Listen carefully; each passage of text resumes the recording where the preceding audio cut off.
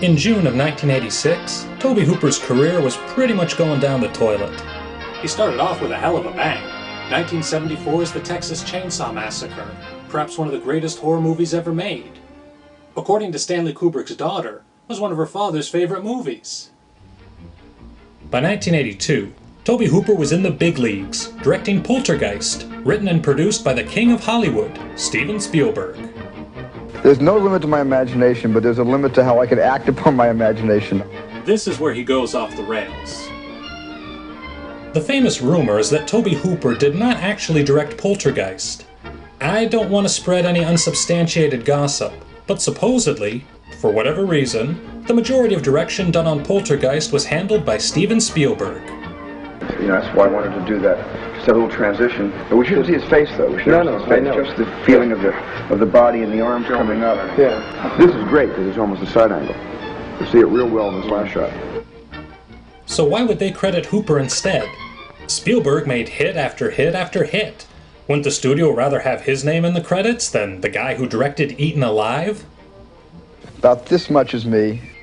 Understand, 1982 was the year of E.T., and they promoted the hell out of both the movie and Spielberg himself like he was the fucking Wizard of Oz or something. Supposedly, Spielberg signed a contract with Universal, stating that E.T. would be the only picture he directed that year. These rumors about Hooper have existed since the film came out, and in fact, were started by Spielberg himself, due to comments he made in interviews. I don't remember the exact quotes, but they were along the lines of, "Oh yeah, I directed Poltergeist." Wait, won't we see the wires? Will they cut the surface of the wires? The wires will be underneath them. Okay. Spielberg got in shit for this by the Directors Guild, and he had to publicly apologize, kissing Hooper's ass and waxing eloquent about what a monster talent Hooper was. But Hooper was tainted. He never got the chance to do another big studio movie. Though interestingly, he was hired 5 years later to direct an episode of Steven Spielberg's Amazing Stories. Whether Spielberg allowed him the TV job out of guilt or as part of a sick mind game, we'll never know. So, by the mid-80s, Hooper signed a 3-picture deal with Cannon Films. If you went to the drive-in in the 1980s, chances are you saw some of their masterpieces. His first movie was Life Force. Space vampires, naked women, Patrick Stewart, yet a colossal bomb, money flying out the door. Hooper's second picture for Cannon was a remake of a 1950s sci-fi movie, Invaders From Mars.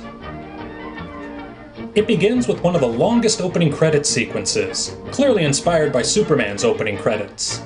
Though Superman definitely had the better cast. Superman had Gene Hackman. Invaders from Mars got Lorraine Newman. See, that's a little too complex, and God, I can't have any kind of indication of duplicity or... Right off the bat, you can see Hooper is trying to make a movie that will appeal to young boys. Our main character is some kid into astronomy. We see him and his dad watching meteor showers and bonding over their penny collection. 58D, mint condition. Wow! A 58D in mint condition? I looked it up online. Turns out it's a very common coin. You know what they're worth today? 3 to 5 cents. Jeez, kid, don't get so excited.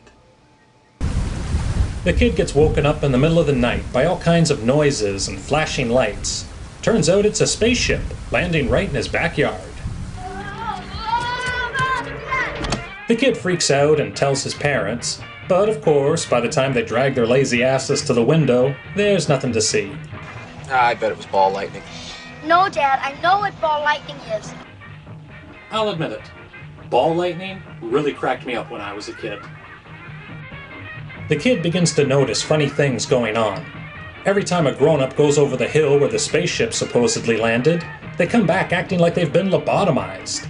Dad, Mom, even the kid's hateful teacher, played by Louise Fletcher.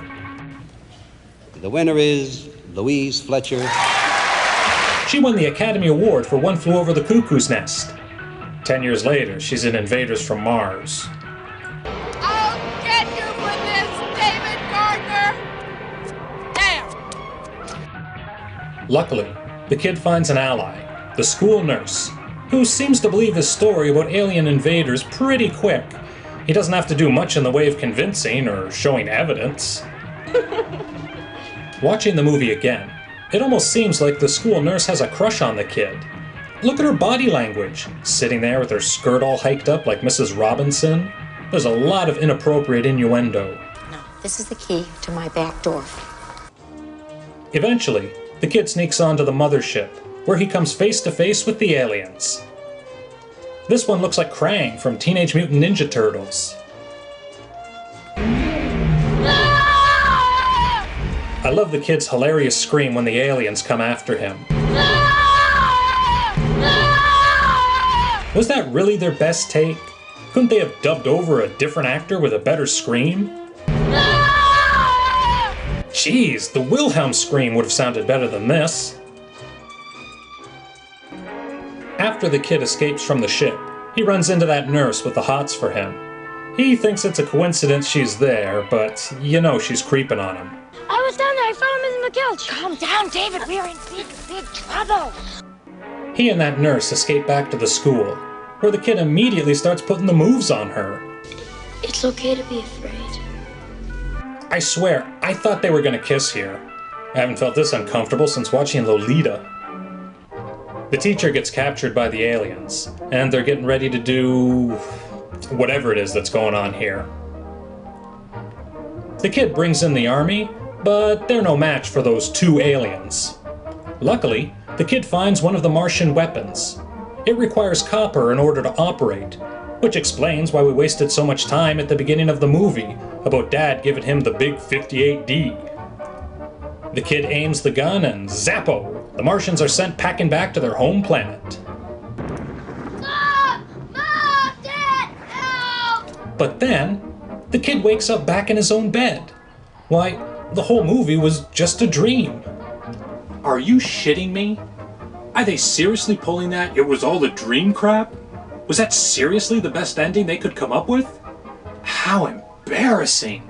Even more embarrassing than having Lorraine Newman whip out her old Conehead's voice. There is nothing to be afraid of, David Gardner.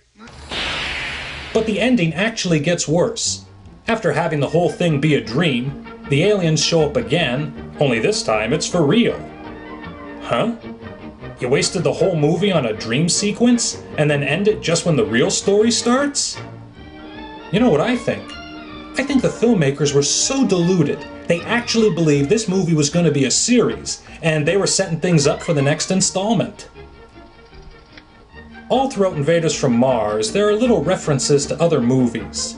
Static on the TV like Poltergeist, the soldiers getting zapped like the Nazis at the end of Raiders of the Lost Ark, the spaceship looks a lot like the one from Close Encounters of the Third Kind. I can tell Hooper is trying his hardest to send a coded message, but it didn't work. Nobody ever accused Spielberg of secretly directing this movie. This is the key to my back door.